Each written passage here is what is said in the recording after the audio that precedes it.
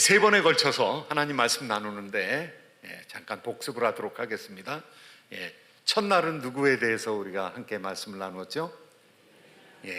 엘리야가 뭐 그 이전에는 아주 혈혈단신으로 싸웠던 사람입니다. 언제 그랬습니까? 호렙산 이전에. 그런데 호렙산 이후에는 하나님을 만났습니다. A sound of gentle whisper, 하나님의 세미한 음성을 들었습니다. 그런데 하나님의 세미한 음성을 듣는데 이전에 모세 때는 하나님께서 동풍 가운데서 바다를 가르는 동풍, 또 지진, 불 이런 것으로 나타났는데, 지금까지 엘리야의 삶은 질풍과 노도의 삶이었었는데, 그런데 그거 가지고 악의 축이 변하지 않았어요. 하나님께서 세미한 음성으로 내가 어찌하여 여기 있느냐, 그리고 사람 세워야 된다, 공동체 세워야 된다, 그 공동체를 통해서 하나님 사역 감당해야 된다, 내가 승천하더라도 내가 세운 공동체로 말미암아 악을 이길 수 있을 것이다, 하나님 이렇게 말씀하셨습니다. 그래서 엘리사를 세웠습니다. 그 다음에 이제 어제는 저희가 엘리사가 나만 장군을 살리는 것에 대해서 살펴보았습니다. 우리가 그 말씀을 접근할 때 이 문둥병자가 살아났다 이런 것도 중요하지만요, 문둥병자도 죽고 멀쩡한 사람도 죽는 겁니다, 시간이 가면은. 그런데 우리가 영원히 살아야 될 거 아니에요, 그죠? 영원히 살려면 믿음을 가져야 되는 것이죠. 그래서 외교적인 의전 무시, 선물 무시, 직분 무시, 완전히 무시해버렸습니다. 그래서 이 나만 장군이 정말 자기 자존심을 가지고 왔다가 자존심이 산산조각 나버렸습니다. 자존심이 산산조각 나며 겸손해지면서 하나님을 보게 되었어요. 선지자를 보게 되었어요. 다른 영적인 스트럭처가 있는 것을 발견하게 되었습니다. 그래서 돌아가면서는 흙을 가지고 가서 내가 여호와께만 예배하겠습니다. 신관이 변했어요. 몸이 낫는 것을 통해서, 자신을 내려놓는 것을 통해서 하나님의 영광을 체험하고 신관이 변하고, 그 다음에 예배관이 변했어요. 내가 여호와께만 예배하겠습니다. 단지 내가 왕을 구축해서 림몬 산당에 들어가는 거, 그거는 용서해 주세요. 사람이 완전히 변했던 것이죠. 엘리사의 능력은, 엘리야의 능력은 싸워가지고 이기는 능력이었습니다. 그런데 엘리사의 능력은 그 사람의 내면을 바꾸는, 세계관을 바꾸는, 인생관을 바꾸는, 신관을 바꾸는, 윤리관을 바꾸는 그와 같은 놀라운 깊은 은혜를 우리에게 보여줬고, 오늘은 지금 원수를 살리는 엘리야의 능력 그랬습니다. 원수 사랑하는 게 얼마나 힘듭니까? 그렇죠? 이 자식이 왼수라고 그랬는데, 또 가정에서 천생연분인 것 같은데 평생 왼수도 있더라고요, 그죠? 그러니까 주변에 있는 사람 사랑하는 것도 굉장히 힘든데, 나를 죽이려고 그러는 사람 사랑하면 참 얼마나 깊은 신앙입니까? 이제 전쟁이, 아람하고는 계속 전쟁이 있으면, 지금도 2024년은 좀 비상한 한 해입니다. 모든 해가 다 새롭지만은, 그런데 올해는 두 건의 전쟁이 끝나지 않고 23년에서 24년으로 22년에 시작된 러시아와 우크라이나의 전쟁, 지금 2년째 계속 되죠. 올해 2월 달 되면은 2년째 되는 전쟁입니다. 금방 끝날 줄 알았어요, 저는. 몇 달 안 가면 그냥 끝나는 줄 알았어요. 그런데 지금 2년째 끌어오고 있습니다. 그 다음에 이스라엘과 하마스 전쟁, 이스라엘과 하마스 전쟁이 지금 확전되고 있죠. 확전돼 가지고 헤즈볼라까지 지금 서한 지역, 가사 지역에서 싸웠는데요. 이제 서한 지역, 그 다음에 위쪽에 레바논 폭격을 했습니다. 그래서 7명의 헤즈볼라 지도자들, 하마스 지도자들을 폭격을 해서 죽게 되었습니다. 그것 때문에 확전이 되는 상황에 있고요. 시리아도 전쟁에 참여하고 있고요. 그래서 지금도 시리아와 이스라엘 간의 적대적인 관계인데 옛날에는 더 그랬습니다. 지금으로부터 2800년 전 BC 9세기경 엘리사와 엘리야가 활동했던 그 시절 계속해서 국제적인 갈등이 있었습니다. 국가와 국가 간에. 그 당시에는 아람이라고 그렇게 얘기했는데요, 이 아람이라는 나라와 이스라엘 나라에 갈등이 있었습니다. 그 갈등을 어떻게 해결해야 될 것인가, 평화를 어떻게 정착시킬 수 있을까, 그것이 그 당시에도 문제였던 것이죠. 아람에서 군사를 보내서 공격하려고 그러면은요, 그 다 알아는 어디로 오는지 다 아는 거야. 그래서 엘리사가 기도를 하다가 문득 깨달으면 임금한테 얘기합니다. 임금님, 그쪽으로 가지 마세요. 거기 아람 군대가 옵니다. 아람 군대가 그 다음에 이쪽에서 올 겁니다. 그러니까 다 아는 거예요. 그러니까 이 장군들하고 회의를 하면서 아람의 왕이 고민이 됐습니다. 우리 중에서 누구 스파이 있는 거 아니냐? 그러니까 왕이시여, 저기 이스라엘에는 지금 엘리사라는 사람이 있는데 왕의 침실에서 은밀하게 얘기한 것까지 다 합니다. 그러니까 우리가 스파이가 있어서 문제가 아니라 그 엘리야라는 선지자가 우리의 대적 중에 대적입니다. 우리의 군사작전을 다 합니다. 그러니까 그 사람 잡아야 됩니다. 그 사람이 어디 있느냐? 그러면 체포조를 결성을 했습니다. 아주 체포조를 결성을 하면은요, 싸움 잘하는 사람들, 지혜로운 사람들, 이런 사람들을 뽑아서 말과 병거와 그 다음에 수많은 군대들을, 오늘 말씀 가운데 보니까요, 말과 병거와 많은 군사를 보냈는데 누가 보낸 거냐? 아람 왕이 보낸 것입니다. 그래서 잡으려고 아침에 사환이 일어나서 주변을 둘러보니까 그 도단이라는 곳이 포위를 당했어요. 말과 병거와 이 적군의 아람에서 보낸 군사들이 너무 많은 거예요. 그래서 큰일 났다 싶어가지고 지금 가가지고 얘기하는 겁니다. 엘리사한테 얘기를 합니다. 엘리사가 어떤 은혜를 받았느냐 하면은요, 영적인 안목을 가지고 있었어요. 그래서 엘리사가 나가서 보니까 포위 당했거든요. 그런데 사환에게 우리를 지키는 자가 저들보다 훨씬 더 군대가 많다. 예수님께서 말씀하셨죠.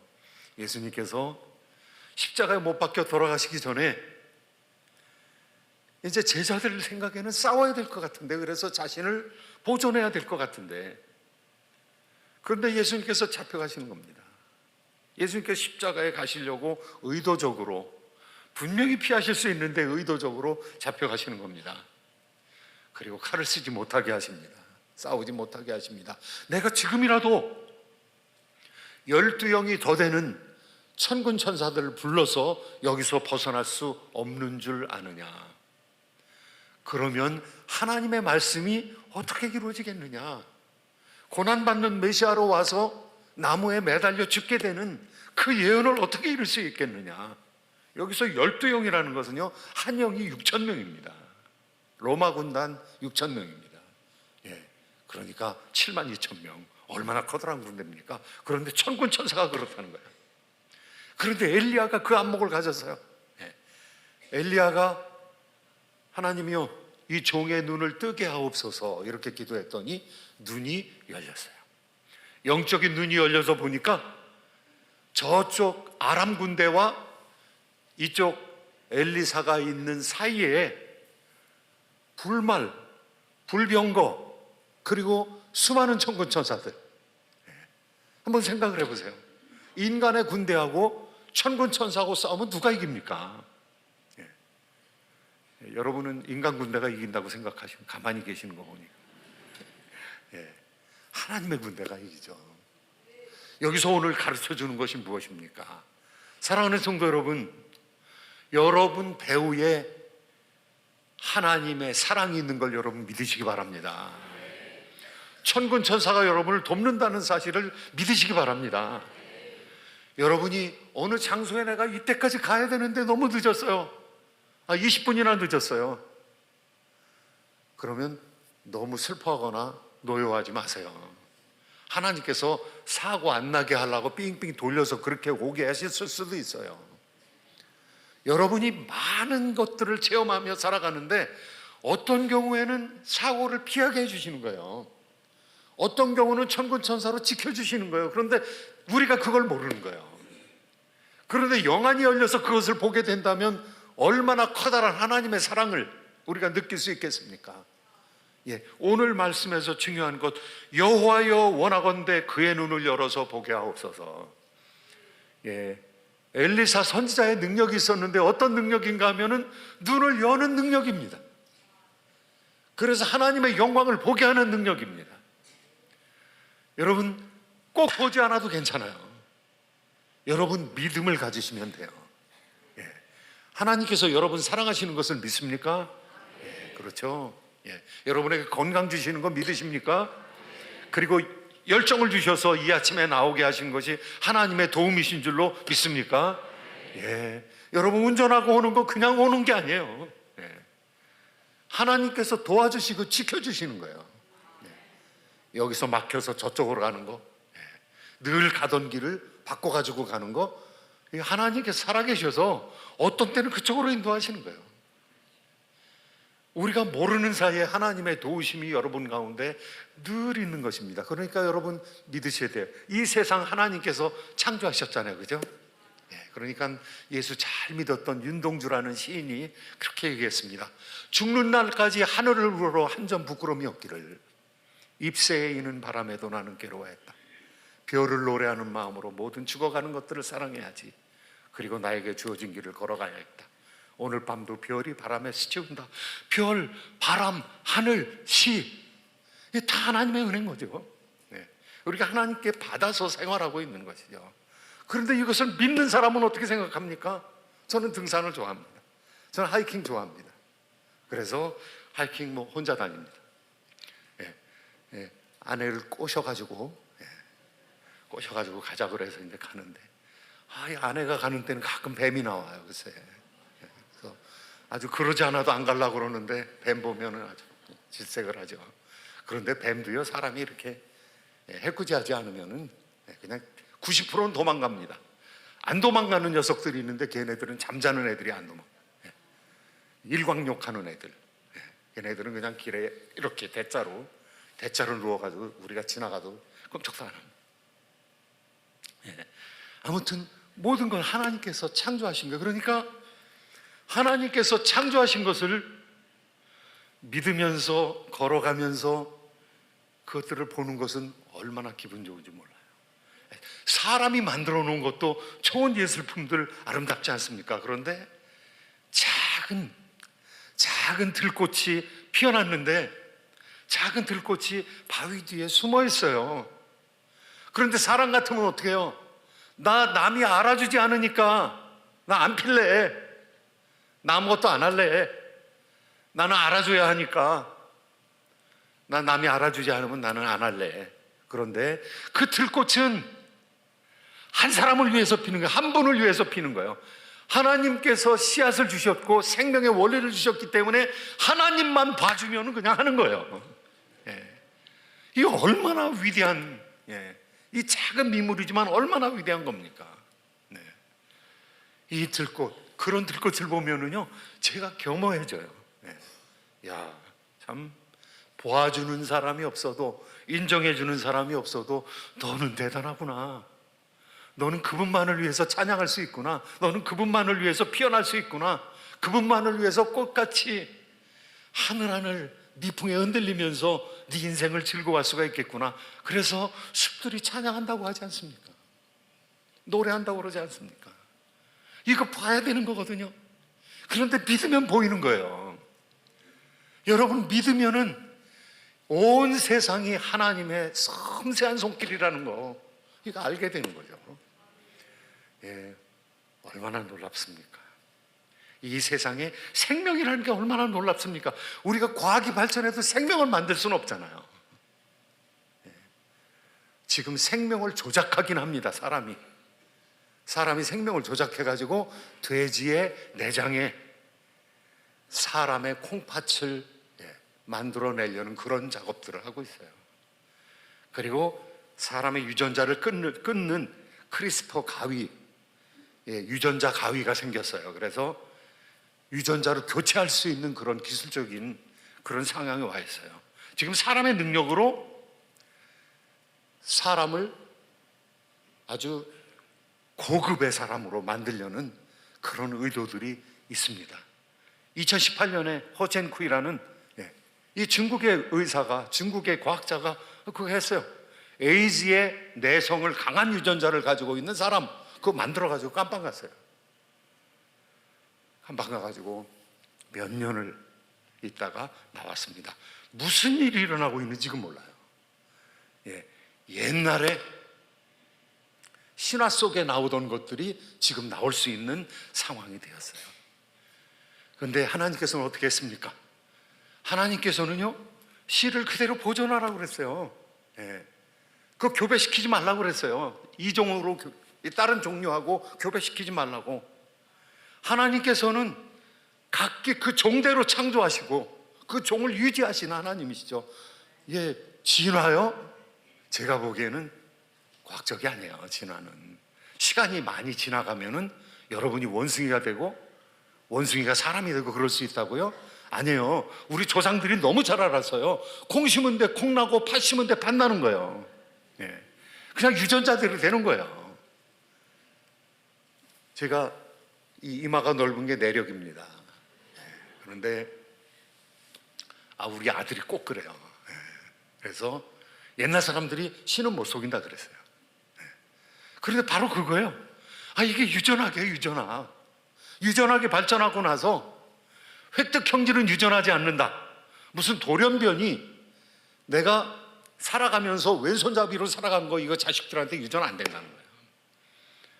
그러니까 하나님께서는 정확하게 만들어 놓으시고 처음부터 정확하게 만들어 놓으시고 사람으로 하여금 발생되게 하고 수많은 생명들로 하여금 온 세상에 충만하게 이 생명, 이 놀라운 신비 이것이 믿으면 보이는 거죠. 그리고 너무 기쁘고 즐거운 거죠. 벅찬 거죠. 이 세상을 바라볼 때 무지개를 바라볼 때 내 마음이 뛰는 것처럼 My heart leaps up when I behold the rainbow in the sky. 무지개를 볼 때 내 마음은 뛰는구나. 그 무지개를 하늘에 걸어놓으신 큰 활을 하나님께서 걸어놓으신 그리고 약속으로 주신 그 하나님 우리가 눈이 띄어져야 되는 것이에요. 여러분 믿는 사람은 눈이 띄어지는 줄로 믿습니다. 하나님의 사랑에 대해서 하나님의 은혜에 대해서 받게 되는 거죠. 그러니까 우리가 성경을 읽으면서도 하나님의 은혜가 우리한테 넘치는데 하나님께서 창조해 놓으신 이 놀라운 선물들 이런 거 보면은 이 세상 속에서 하나님을 느끼게 되는 것이죠. 우리가 거의 비슷하게 만들어 놓은 우리 자녀들을 보면 하나님의 섭리가 놀랍구나. 30만 개의 유전 코드를 통해서 우리 자녀들을 만들어 놓으면 15만 개는 엄마부터 15만 개는 아빠로부터 그래서 30억 개를 통해서 그 유전의 결과로 우리 자녀들이 만들어져. 이거 얼마나 놀라운 섭리입니까? 물총새가 물을 딱 싸가지고 이 벌레를 딱 물에 떨어지게 해가지고 낼름 먹습니다. 이 물총고기가 물고기가 안에서 물 밖으로 물을 쏴가지고 이제 곤충을 잡아먹는데요. 그게 진화로 됐다면 어떻습니까? 진화로 되려면은요 물고기 엄청 많이 굶어 죽었을 거예요. 왜냐하면 그 기술을 익혀야 되니까. 그런데 놀랍습니다. 거의 본능적으로 눈에서 물 안을 보는 거하고 물 밖을 보는 거하고 이게 굴절이 돼가지고 다르잖아요. 그런데 얘네들이 그거를 정확하게 계산해가지고 하는 거예요. 수천 킬로를 날아다니는 새들 이런 거 다 하나님께서 창조하신 거예요. 하나님께서 창조하신 것 중에 욥한테 보여준 게 네가 리오야단을 보았느냐. 리오야단을 하나님께서 먹이시는데 그거는 피조물 중에서 엄청난 공교함으로 창조된 거다. 네가 네 집에 있는 여종들을 위해서 그거 갈구리에다가 끼울 수가 있느냐? 아니야. 그런 생각이 차마 들지 않을 거야. 너무 무서워서. 그리고 항해꾼들이 들어갈 때, 돌아다닐 때 바다에서 그 리워야단이 막 움직이면은 큰 파도가 일어나는 것처럼 물이 하얘지는 것을 네가 보았느냐? 그거 다 내가 만든 거다. 그리고 내가 먹이는 거다. 내가 살리고 있는 거다. 내가 양육하고 있는 거다. 이 하나님의 얼마나 놀라운 능력입니다. 하나님의 놀라운 능력. 우리가 눈이 열려야 되는 거죠. 우리의 안목에는요 3가지 안목이 있어요. 하나는 우리가 육적으로 보는 거, 이거 중요하죠. 육적으로 잘 봐야죠. 제가 여러분 보니까 너무 좋은데 이거 육체의 안목 중요하죠. 그 다음에는 지적인 안목이 있습니다. 연구하면은 보여요. 연구하면은, 논리적으로 훈련받으면 보여요. 그런데 그거 가지고 안 되는 게 있어요. 구원에 관련된 거, 하나님의 영광에 관련된 거, 천사에 관련된 거, 이런 것들은요 믿어야 보이는 거예요. 믿어야. 그리고 하나님께서 영안을 열어주시면 보이는 것입니다. 영적인 세계가 보이는 겁니다. 그러니까 하나님께서 예수님을 우리한테 보내주실 때 예수님께서는 그것을 보면서 일하셨어요. 아버지에게 배운 것을 내가 다 너에게 전했다. 그러니까 예수님께서 아이로 오셔서 연약한 가운데 하나하나 다 배워가시면서 하나님의 영광과 천사와 귀신들을 보면서 눈이 열려서 그 가운데서 기쁨으로 하나님의 나라와 영광을 위해서 충만하게 우리 주님께서 열심히 역사를 하신 것이죠. 그래서 예수님은 알고 역사를 하셨습니다. 우리가 은혜 받아야 된다고 그러는데 무슨 은혜를 받아야 되느냐? 하나님을 아는 은혜를 받으면 그게 최고인 줄로 믿습니다. 깨달으면요 좋은 거예요. 눈이 열리면 좋은 거예요. 오늘 눈을 열어주시는 엘리야의 능력, 그런데 엘리야의 능력이 아니라 기도의 능력이에요. 하나님이여 여호와여 원하건대 그의 눈을 열어서 보게 하옵소서. 기도의 능력이에요. 그렇게 기도하면 하나님께 들어주셨어요. 불말과 불병거를 보았을 뿐만 아니라 원수들이 내려옵니다. 잡겠다고. 엘리사를 잡겠다고 내려옵니다. 그러니까 엘리사가 나가지고 여기 잘못 왔다. 당신 엘리사 잡으러 온 것 같은데 너희들 잘못 왔다. 나 따라와라. 그래가지고 그런데 그렇게 그들을 만나기 전에 기도합니다. 뭐라고 기도하냐면 오늘 본문에 18절에 나오는데요. 여호와께 기도하여 이르되 원하건대 저 무리의 눈을 어둡게 하옵소서. 그러니까 하나님께 그렇게 만드셨어요. 엘리사가 나가서 여기 도단이 아니고 나 따라와. 그런데 줄줄이 다 따라 나오는 거예요. 도단에서 어디까지 가느냐면 사마리아까지 갔어요. 사마리아하고 도단 거리는 한 10마일 돼요. 그럼 10마일을 우리가 걷는다. 그러면 부지런히 걸으면 4시간 걸립니다. 4시간. 16km니까요. 그러니까 4km씩 걷는, 아주 굉장히 빨리 걸으면 한 3시간 20분 그렇게 걸을 수 있습니다. 그렇게 왔어요. 그러니까 3시간 20분 동안 한 사람도 이거 우리 속고 있는데 이런 생각을 못 한 거예요. 저들의 눈을 어둡게 하옵소서. 그냥 줄줄이 다 따라온 거예요. 병사들이 병거 가지고 칼 가지고 창 가지고 다 따라 나온 거예요. 그래서 사마리아 안까지 들어왔어요. 사마리아 안까지 들어왔을 때 또 기도합니다. 여호와여 무리의 눈을 열어서 보게 하옵소서. 보였어요. 보이자마자 뭘 깨달았을까요? 우리가 포로됐구나. 적진 안에 들어왔구나. 왕이 기다리고 있다가 이스라엘 왕이 저들을 칠까요? 그럽니다. 이 칠까요라는 말은 아주 부드럽게 표현한 건데요. 저희들을 칼로 쳐서 죽여버릴까요? 이런 얘기입니다. 그런데 저들을 칼과 창으로 잡았더라도 죽이지 않을 터인데 지금 여호와께서 기도해가지고 저들을 눈에 멀게 해가지고 여기까지 끌고 왔는데 저 사람들 죽이면 되겠습니까? 대접해야 됩니다. 대접해야 됩니다. 원수지만 대접해야 됩니다. 이렇게 얘기합니다. 이게 엘리야의 능력이죠. 어떤 능력이냐? 원수를 사랑하는 능력이에요. 그러니까 자기를 잡으러 온 사람에 대해서 증오하는 마음이 없는 거죠. 저 사람들도 인간이고 자기 주인인 왕이 가라 해가지고 온 사람들이라는 겁니다. 명령을 받고 온 사람들이죠. 대적이죠. 그런데 똑같은 아버지일 거 아니에요. 똑같은 아들들일 거 아니에요. 그러니까 그 사람들의 마음을 읽고 그 사람들의 형편을 읽고 엘리사가 포로는 죽여서는 안 됩니다. 예, 이 놀라운 구약시대의 놀라운, 지금은 뭐 유엔 헌장에서 포로는 죽이면 안 된다고, 고문하면 안 된다고 그렇게 얘기하지만은요, 벌써 수천 년 전에, 지금부터 2800년 전에 전쟁 포로는 죽여서는 안 된다. 예, 인권에 어긋나는 일을 행하면 안 된다. 예, 사랑하고 있는 것이죠. 예, 배려하고 있는 것이죠. 이 어떠한 능력입니까? 원수를 사랑하는 능력입니다. 근데 그 마음을 누가 주셨을까요? 우리가 성경에서 놀라운, 이 신약시대에 들어가면 산상수훈에서 놀라운 것들을 발견합니다. 놀라운 말씀들을 발견하는데요, 그 놀라운 말씀들은 이웃을 사랑하라, 제일 큰 계명이 하나님 사랑과 이웃 사랑입니다. 하나님 사랑과 이웃 사랑인데 산상수훈에서는 황금률을 주십니다. 산상수훈 마태복음 7장 12절, 산상수훈에서 내가 대접받고 싶은 대로 남을 대접하라. 황금률이라고 합니다. 골든 룰. 예, 황금률이라고 합니다. 대접받고 싶은 대로 하라. 그런데 대접받고 싶은 대로 내가 대접 못 받으면 안 한다? 그거 아니라는 거예요. 누가복음 6장에서는 그거 더 자세하게 얘기하고 있는데요, 대접받기를 원하면서 하는 것은 황금률의 원리가 아니다라고 얘기하고 있고, 자기한테 잘하는 사람한테 잘하는 것은, 보통 사람도, 이방인들도 그렇게 한다는 거예요. 보통 사람들은 그렇게 한다는 거예요. 나한테 잘하는 사람한테 이웃 사랑하는 거, 그건 그냥 다 한다는 거예요.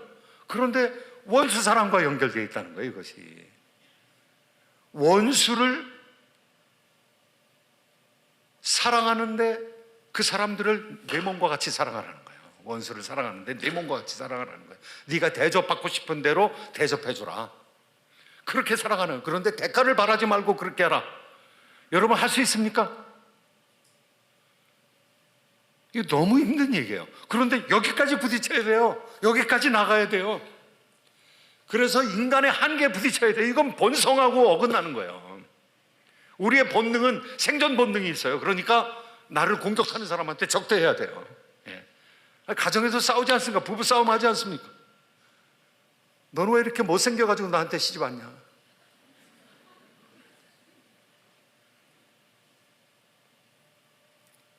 당신같이 잘생긴 사람한테 시집 오게 돼서 참 영광입니다. 그렇게 얘기하면 그거는 천사하고 살고 있는 거죠. 니는 잘난 게 뭐 있냐? 이렇게 나와야 되잖아요. 그래야 또 싸움이 되잖아요. 그죠? 네. 그런데 싸움이 안 될 정도에 지금 이 놀라운 윤리를 우리한테, 이거 초윤리라고 그래요. 그래서 초윤리, 윤리학에서는 초윤리라고 그래요. 이 슈퍼에틱스예요. 이거. 이게 사람의 본능으로 안 되는 거예요. 그런데 지금 예수님께서 우리에게 본능으로 안 되는 것을 요청하고 있는 거예요. 그런데 왜 그럴까요, 도대체? 왜 이렇게 못 살게 굴까요, 우리를? 왜 안 되는 일을 자꾸 하라고 그럴까요? 그런데 너의 아버지의 자비로우심처럼 너희도 자비로우라. 하나님 닮으라는 거예요. 그리고 예수님 닮으라는 거예요. 그런데 하나님 아버지가 어때요? 예. 우리 같은 원수를 사랑하고 있는, 죄인을 사랑하고 계신 거예요, 지금. 예. 그러니까 내가 받아야 사랑하고 조건부로 사랑하고, 그 에로스라고 그래요. 에로스. 그런데 성경에서 가르치고 있는 건 아가페예요. 아가페, 무조건적인 사랑. 그런데 그게 아버지 사랑이라는, 그게 예수님 사랑이라는 거예요. 하나님께서 타락한 세상을 이처럼 사랑하사 독생자를 주셨으니, 독생자를 십자가에 못 박으시기까지 우리를 사랑하셨으니, 이게 하나님의 의라는 거죠. 이게 하나님의 아가페적인 사랑이라는 거죠. 그리고 거기에 부딪혀야 된다는 거예요. 원수를 사랑하는 데까지 나가지 못하면 그거는 온전한 사랑을 이룰 수가 없다는 거예요. 그게 하나님의 사랑이라는 거예요. 그러니까 예수님께서는 우리에게 고지를 딱 보여주는 겁니다. 그리고 그 고지가 못 오를 고지가 아니라, 나를 닮으면 그렇게 할 수 있다, 나의 사랑받으면 그렇게 할 수 있다, 하나님의 사랑 체험한 사람은 그렇게 할 수 있다. 여러분 믿으십니까? 예, 우리가 죄 용서받았어요. 하나님한테 값없이. 예수 아니고는 갚을 수 없는 죄, 예수 아니고는 대속받을 수 없는 죄, 예수 아니고는 용서받을 수 없는 죄, 하나님 아들 대신 하나님 자신이 죽어야 우리의 죄를 용서받을 수 있거든요. 그런데 하나님께서 그 사랑을 보여주셨어요. 나 때문에 예수님께서 죽고 여러분 한 사람이라도 구원받는데 예수님 피로 말미암지 않고 구원받을 사람은 없습니다. 우리가 하나님 원수였잖아요. 안 믿을 때 하나님 원수였잖아요. 그런데 하나님께서 원수를 사랑하시고, 그러니까 너희들도 원수였는데 내가 사랑해서 내 아들을 삼아 내 딸 삼지 않았느냐. 그러니까 너희들도 그렇게 살아야지. 우리의 죄가 1만 달란트인데 1만 달란트 탕감받았다는 거예요. 1만 달란트는요 수십 년 일해야 갚을 수 있을지 없을지 모르는 돈이에요. 그런데 100데나리온은 10,000불 정도예요. 10,000불. 네. 근데 1만 달란트 빚진 자가 탕감받았는데 100데나리온 빚진 자 용서하지 않을 수 있느냐. 놀라운 사랑을, 하나님의 놀라운 사랑을 받은 사람은 그 용서할 수 있다는 거예요. 여기서 용서한다는 말, forgive라는 말은요, 예, 이 빚을 탕감한다는 말하고 똑같아요. 예, 빚을 예, 그냥 탕감해준다 이런 말하고 똑같습니다. forgive라는 말이. 예. 놀라운 하나님의 은혜인 거죠. 그러니까 우리 그리스도인들이 저 사람은 인내가 작아, 이거 두 번째 문제. 저 사람은 사랑이 작아, 이게 두 번째 문제예요. 가장 우리에게 중요한 것은 은혜 받는 것이 가장 중요한 거예요. 크게 은혜 받으면 작은 은혜 베풀 수 있어요. 그죠? 예, 크게 은혜 받아야 돼요. 예수님 하나님의 놀라운 사랑을 깨달았어요. 하나님께서 원수를 사랑하시는 그 사랑을 깨달았어요. 그리고 예수님께서 오셨어요. 내가 하겠습니다. 아들로서 제가 하겠습니다. 그래서 자기를 비워 종의 형체를 가졌어요. 그리고 우리하고 똑같이 됐어요. 그리고 죄는 없으셔요. 죄가 없어야 죄 사함을 받을 수 있으니까, 우리 대신 돌아가실 수 있으니까. 근데 예수 안에 있는 사랑, 하나님의 사랑 우리가 알면 알수록, 원수 사랑은 그냥 우리가 이빨 갈고 하는 사랑이 아니라, 그냥 인내하면서 우격다짐으로 하는 것이 아니라 예수 그리스도의 사랑이 나를 강권하는도다. 은혜 받아야 되는 거예요. 은혜 받아야. 그러니까 우리의 윤리는 불교 윤리하고 달라요. 불교는 자기 수련이에요. 우리가 수련도 해야죠. 그런데 하나님께서 우리에게 하시는 말씀은 이거 은혜 받으면 되는 거다. 사랑하는 성도 여러분, 2024년에는 아주 폭포수와 같은 은혜 받으시기를 예수님의 이름으로 축복합니다. 이거를 엘리사가 알았던 거예요. 내가 전쟁해가지고 내 힘으로 싸워가지고 이기는 것이 아니라 하나님께서 눈을 가려주시고 하나님께서 눈을 뜨게 해주시고 하나님 은혜로 이겼으니까, 싸우다가 이겨서 포로로 잡아도 살려야 되는데 이거 하나님의 은혜로, 전적인 하나님의 은혜로 된 거니까 이 사람들 손에 가면 안 되겠다는, 죽이면 안 되겠다는 거죠. 그래서 거기 뒤에 이어서 나오는 것이 평화를 만드는 능력입니다. 적군들을 대접했어요. 원수를 사랑했어요. 원수가 줄이거든 먹이라, 원수가 목마르거든 마시게 하라. 그래서 저희들의 머리에 숯불을 쌓아두라. 이 숯불을 쌓아두라 그러면 성경에서 이 숯불을 쌓아두는 게 다 죽으라는 얘기인가? 원수를 사랑하라고 원수 태워 죽이려고 그러나? 그런데 역사 속에서 머리 위에 숯불 지고 다니다 타 죽었다는 사람 한 사람도 없어요. 그죠? 그 무슨 말이냐면요, 여기가 뜨거워지면 깜짝 놀라는 거예요. 깜짝. 머리 위에 숯불이 있는데, 옛날에는 우리 아주머니들이 뭐 이렇게 물동이 지고 다닐 때 여기 위에다 뭐 이렇게 놓고 했죠. 그런데 불을 지고 가다가, 화로를 지고 가다가 너무 뜨거우면 어떻게 해요? 던져버리든가 뭐 어떻게 내려놓든가 해야죠. 타 죽을 때까지 이거 미고 있는 사람이 어디 있습니까? 그러니까 역사 속에서 화로를 머리에 쥐고 있다가 타 죽었다 그런 한 사람도 없어요. 그거 태워 죽이려고 그러는 것이 아니라 깜짝 놀라게 하려고. 네. 숯불을 지고 가다 깜짝 놀라게 하려고. 놀래가지고 어떻게 되느냐? 아, 이거는 우리가 사는 생활 방식하고 이거 완전히 다른 거구나. 이거 하나님 사랑이구나. 이거 놀라운 은혜구나. 야, 우리는 죽이려고 왔는데 우리가 사랑을 받았네. 아, 이게 뭐야? 우리하고 다른 패턴이잖아. 우리가 살아오던 방식이 아니잖아. 저 사람들은 뭐 때문에 그랬을까? 우리를 왜 살려줬을까? 저 나라는 뭐가 다를까? 하나님의 나라, 유대인의 나라, 하나님께서 세우시려고 했던 나라, 사랑과 정의와 공평과 평화가 풍성한 나라, 하나님의 나라, 그 하나님의 나라를 깨닫게 해주라는 것이죠. 깨달았던 것입니다. 이 사람들이 깨달아가지고 가서 우리가 이렇게 살아오게 된 것은, 대접 잘 받고 이렇게 살아오게 된 것은 저 사람들이 우리를 긍휼히 여기고 자비롭게 여기서 이렇게 왔습니다. 그러니까 마지막 절에 보면은요, 다시는 이스라엘 땅에 그 사람들이 공격하지 못했더라 이렇게 얘기하고 있습니다. 다시는 평화가 왔습니다. 하나님께서 은혜 베풀어 주셨습니다. 예, 평화 어떻게 이루어질 것인가? 네. 평화는요, 약한 사람이 평화 얘기하면 비굴한 거예요. 평화하는 것은 항복하는 게 아니에요. 강한 사람이 겸손한 거예요. 강한 사람이 온유한 거예요. 제가 여러분 교회를 보니까 좀 교만할 만한 사람들이 참 겸손한 거예요. 우리 장로님들이 너무 겸손한 거예요. 네. 그런데 그런 공동체는 잘 되는 공동체예요. 아, 이거 뭐 뻐기고 목에 힘주고 이런 사람들이 많으면은 복잡해지는 거예요.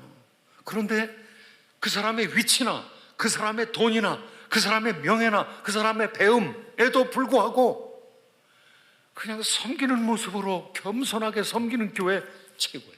네. 성숙한 공동체예요. 네. 거기 하나님의 은혜가 있는 교회인 것이죠. 하나님께서 그런 교회로 만들어 주실 것을 믿습니다. 강한 자가 겸손한 거, 이거 참 중요한 거예요. 그러니까 평화는 가난한 자가 겸손하면은요, 그 공동체에는 평화가 오게 돼요. 그 다음에 두 번째는요, 하나님의 은혜의 철학을 경험한 사람들, 은혜의 경제학을 체험한 사람들, 이 사람들이 있는 공동체는 귀한 공동체. 지금 시간이 좀 죄송합니다. 막판이라 이제 저를 더 안 세워줄 것을 알기 때문에 제가 막판에, 그래도 이제 곧 끝날 겁니다. 예, 곧 끝날 거예요. 한 가지만 하고 끝날게요. 이 세상은 시장 경제입니다. 시장 경제. 공산주의자들은요, 그냥 뺏는 경제예요. 부자 거 뺏어가지고 가난한 사람한테 나눠주는, 그러니까 그 경제가 안 되죠. 망가지죠.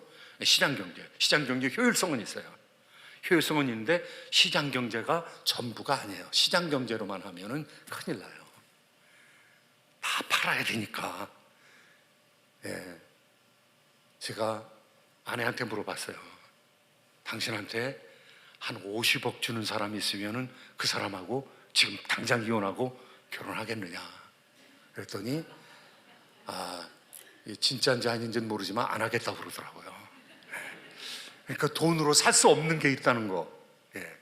돈으로 살 수, 마이클 샌들이라는 철학자가, 하버드대 철학자가 정의란 무엇인가라는 책을 썼는데, 요즘에 나온 책이 돈으로 살 수 없는 것들. 시장 경제가 멈추는 곳이 있어요. 그 시장 경제가 멈추고 사랑의 경제가 시작되는 곳이 있는데, 그것을 학문적인 용어로는 The economy of the gift라고 그래요. The economy of gift. 예, 선물 경제, 선물 경제. 그런데 선물 경제가 사실은 시장 경제가 10%라 그러면 선물 경제가 90%예요. 예, 재산이 어디서 오는가 한번 생각을 해보세요. 현숙한 여인은 여호와께로부터 말미암지만 재산은 조상으로부터 말미암는다. 상속받은 재산이 많죠. 그리고 노동한 재산이 많죠. 그런데 노동한 것보다 아이디어로 돈 버는 경우가 더 많죠. 예. 그런데 그 아이디어는 어디서 온 걸까요? 예.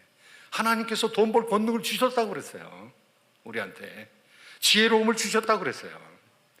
그러니까 이 대부분이 따져보면은 전부 하나님께서 주신 선물이고 이웃으로부터 받은 선물이에요. 이게 시장 경제로만 이 세상을, 시장 경제는 기브앤테이크예요. 내가 노동한 만큼 받는 거예요. 다 못 받을 경우도 많아요. 세금도 막 뛰어가고. 그런데 하나님께서 주시는 것은 값없는 은혜예요. 이 은혜의 경제를 이해하는 사람들, 이 사람들이 예수님 믿는 사람들이에요. 그런데 그런 관점에서 보면 우리 부모님께서 우리에게 해주신 거, 교회에서는 교회 목회자들이 헌신적으로 해준 거, 그리고 장로님들이 돈 내가면서, 이제 그래도 목사들은요, 저 같은 경우는 사례비 받으면서 일했는데, 우리 장로님, 안수 집사님, 권사님, 교회 열심히 봉사하시는 분들은 하나님께 헌금하면서 봉사를 열심히 해요. 그리고 또 꾸중받아. 그럼 또 회개해. 이게 다 선물 경제예요. 선물 경제. 하나님께서 은혜로 주신 것을 나누는 사람들인 것이죠. 사랑하는 성도 여러분, 올해 우리가 충만한 은혜 가운데 살아야 되는데, 참으로 하나님의 은혜의 경제, 하나님의 선물 경제를 체험하면서 큰 은혜를 체험할 때 큰 역사가 나타나는 줄로 믿습니다. 이 교회 가운데 풍성한 하나님의 은혜, 영광이 넘치게 되기를 예수님의 이름으로 축원드립니다.